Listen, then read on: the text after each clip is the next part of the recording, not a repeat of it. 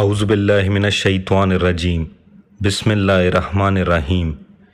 ویسے تو کربلا کے تمام شہداء ہی گہرے نایاب تھے جنہیں اللہ تعالیٰ نے امام حسین علیہ السلام کی ذات پاک کے لیے بطور اصحاب خاص عالم ارواح میں چن لیے تھے، پر میرا جی چاہتا ہے کہ اپنی آج کی گفتگو اس ہستی کے نام کروں جو آزادی حاصل کرنے کے باوجود بھی اپنی آخری سانسوں تک اہل بیت علیہ الصلاۃ والسلام کے در کی غلامی کو اپنے سر کا تاج بنائے، اس عالم میں اپنے خالق سے جا ملے کہ چہرہ پر نور اور جسم عطر کی خوشبو آج بھی کربلا معلیٰ کی فضاؤں کو معطر کر رہی ہیں۔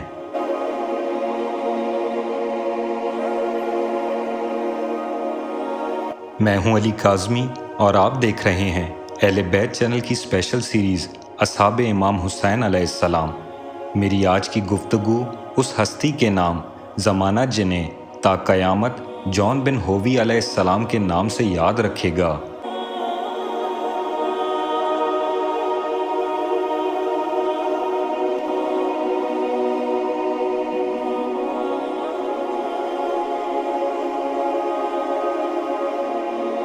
جناب جان کا پورا نام جان بن ہووی بن قتادہ ہے۔ آپ کا نام شیخ مفید نے جوین، بلازری و طبری نے ہووی، ابن شہر آشوب نے جوین بن ابی مالک اور ابو الفرج اصفہانی، شیخ طوسی سید بن طاؤس نے اپنی کتاب میں جان کے نام سے تذکرہ کیا ہے۔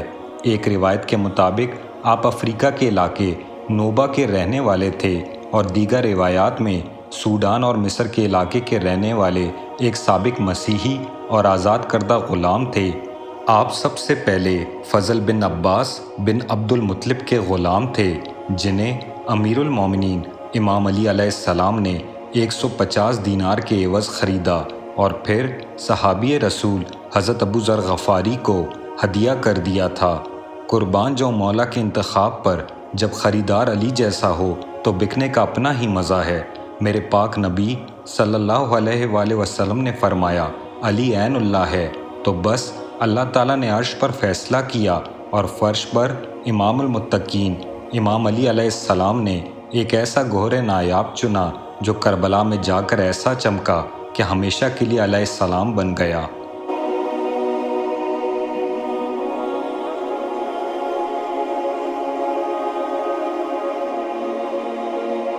جناب جان نے اپنی جوانی کا بیشتر حصہ حضرت ابو ذر غفاری کی شاگردی میں گزارا، جن سے عشق محمد و آل محمد کا درس سیکھا۔ حضرت عثمان بن عفان کے دور خلافت میں حکومتی بدعنوانی کے خلاف آواز اٹھانے کے جرم میں جب حضرت ابو ذر غفاری کو جلا وطنی کی سزا ملی تو جناب جان بھی ان کے ہمراہ جنگل کنارے ربضہ میں رہے۔ سن 32 ہجری میں ابو ذر غفاری کی وفات کے بعد آپ امام علی علیہ السلام کے پاس مدینہ واپس چلے آئے۔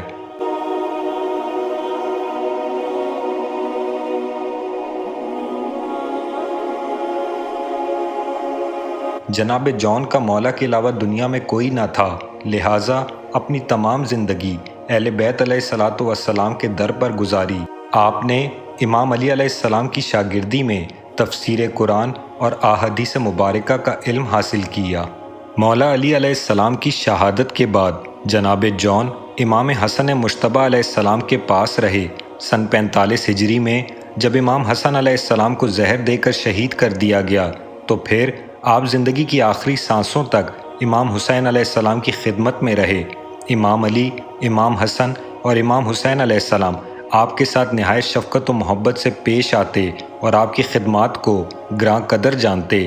جناب جان بن ہووی کے بارے میں بتایا جاتا ہے کہ وہ سیاہ رنگت اور سرمئی گھنگریالے بالوں والے بزرگ آدمی تھے جن کی شان میں اتنا ہی کہنا کافی ہوگا کہ وہ اہل بیت علیہ الصلاۃ والسلام کے گھرانے میں رہے۔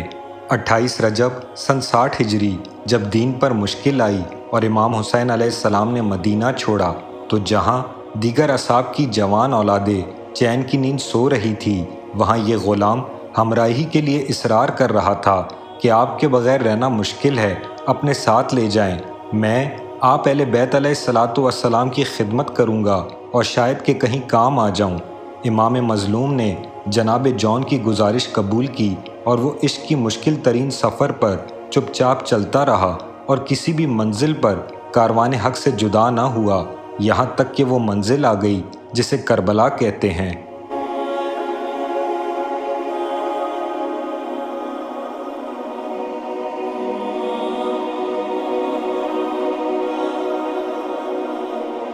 امام عالی مقام نے مکہ سے کربلا تک جاتے ہوئے کئی مقامات پر لوگوں کے سامنے لاتعداد خطبے ارشاد فرمائے، جن میں اس امر کو واضح کیا کہ یہ سفر موت کی جانب ہے۔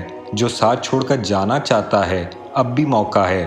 تاریخ میں لکھا ہے کہ ایک مقام پر جب جناب مسلم اور ہانی بن عروہ علیہ السلام کی شہادت کی خبر ملتی ہے تو دنیا پرست لوگ جو کثیر تعداد میں قافلے کے ساتھ راستے میں جڑے تھے، امام علیہ السلام کو چھوڑ کر واپس ہو لیے۔ پر سلام ہو ان اصحاب باوفا پر جو آخری دم تک امام مظلوم کے ہم رکاب رہے اور رہتی دنیا تک اپنے ناموں کو روشن کر گئے۔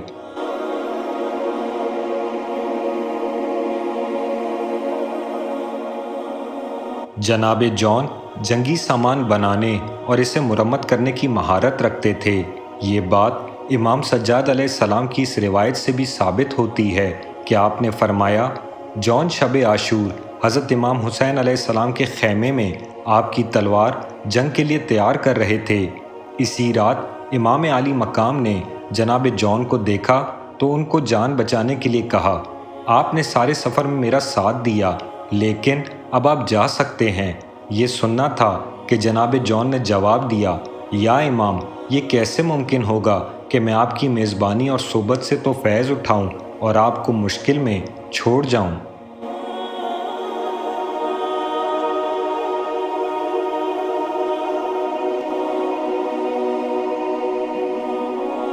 10 محرم الحرام سن 61 ہجری روز عاشور کی صبح عمر ابن سعد ملعون کی فوج کی جانب سے کیے گئے 2 حملوں کو روکنے میں جناب جون نے دیگر اصحاب امام حسین علیہ السلام کی مدد کی۔ جناب عمر بن قریظہ علیہ السلام کی شہادت کے بعد اور دوسری روایت کے مطابق حضرت امام حسین علیہ السلام کی میت میں نماز ظہر کے بعد جناب جون امام مظلوم کے پاس آ کر چپ کر کے کھڑے ہو گئے۔ امام حسین علیہ السلام نے جون کی طرف دیکھا اور پھر کہا، اے جون، آپ دوسروں کی تکلیف سے بچنے اور صحت سلامتی اور آسائش حاصل کرنے کے لیے ہم اہل بیت کے ساتھ جڑے رہے۔ آپ نے ہماری پیروی کی، لہٰذا ہماری مصیبت کا شکار نہ ہوں۔ آپ کو یہاں سے اب بھی بحفاظت روانہ ہونے کی اجازت ہے۔ یہ سننا تھا کہ جناب جون نے اپنے آپ کو امام حسین علیہ السلام کے قدموں پر گرا دیا اور کہا، سکون کے ایام میں آپ کے سائے میں خوشحالی اور راحت تھی۔ میں انصاف نہیں سمجھتا کہ آج جو مشکل دن ہے میں آپ کو تنہا چھوڑ کر چلا جاؤں۔ یہ سچ ہے کہ میرے جسمانی خون سے بدبو آ رہی، میری حیثیت کم اور میرا رنگ بھی کالا ہے، لیکن کیا آپ مجھ سے جنت کو روکیں گے؟ بس میرے لیے دعا کریں کہ میں جنت میں جاؤں، عزت پاؤں اور سفید ہو جاؤں۔ خدا کی قسم، میں اس وقت تک آپ کو نہیں چھوڑوں گا جب تک کہ میرا سیاہ خون آپ کے ساتھ نہیں مل جاتا۔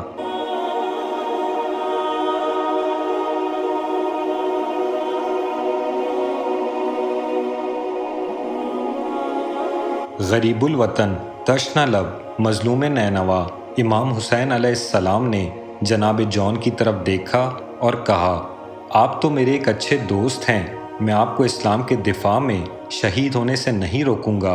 اجازت کا ملنا تھا۔ جون خوشی سے مسکرائے، اپنے آقا و مولا کو الوداع کہتے ہوئے گھوڑے پر سوار ہوئے اور میدان کربلا میں اس شان سے گئے جیسے کوئی بپھرا ہوا شیر جاتا ہے۔ آپ نے فوج اشقیاء پر ایسا بھرپور حملہ کیا کہ ضعیفی کے باوجود بھی جوان مرد نظر آئے جو اپنے ہر وار پر لبوں سے یہ الفاظ اشعار کی صورت میں ادا کرتے، میں اللہ کے لیے مرنا چاہتا ہوں اور میری تلوار دشمنوں کے خون کی پیاسی ہے۔ مرنے سے پہلے میں اللہ کے دشمنوں کے ساتھ جنگ کروں گا۔ اپنی تلوار اور زبان سے میں رسول خدا کے نواسے کی خدمت کروں گا۔ جناب جون علیہ السلام نے میدان کربلا میں اپنی بہادری کے وہ جوہر دکھائے کہ کچھ مورخین کے مطابق آپ نے سپاہی یزید کے 25 افراد کو موت کی گھاٹ اتارا، اور ابی مخنف کے قول کے مطابق جناب جون علیہ السلام نے تنہا عمر ابن سعد ملعون کی فوج کے 70 افراد کو واصل جہنم کیا اور کچھ دیگر کو زخمی بھی۔ آپ کی شجاعت دیکھ کر کسی میں اتنی جرأت نہ ہوئی کہ تنہا مقابلے کے لیے آتا، لہٰذا جناب جون پر قابو پانے کے لیے فوج اشقیاء نے انہیں چاروں طرف سے گھیر کر بزدلانہ حملہ کیا۔ ایک طرف تلواروں کے زخم، دوسری طرف پیاس کی شدت کے باوجود جب تک تلوار کا قبضہ آپ کے ہاتھ میں رہا آپ دلیری سے لڑتے رہے، اور پھر خون کے بہت زیادہ بہہ جانے کی وجہ سے جون علیہ السلام نے گھوڑے کی زین چھوڑی اور زمین پر گر پڑے۔ سپاہی یزید کا ایک ملعون ڈرتا ڈرتا آپ کے قریب آیا اور اپنی تلوار کا وار آپ کے سر پر کیا، جس سے آپ شہید ہو گئے۔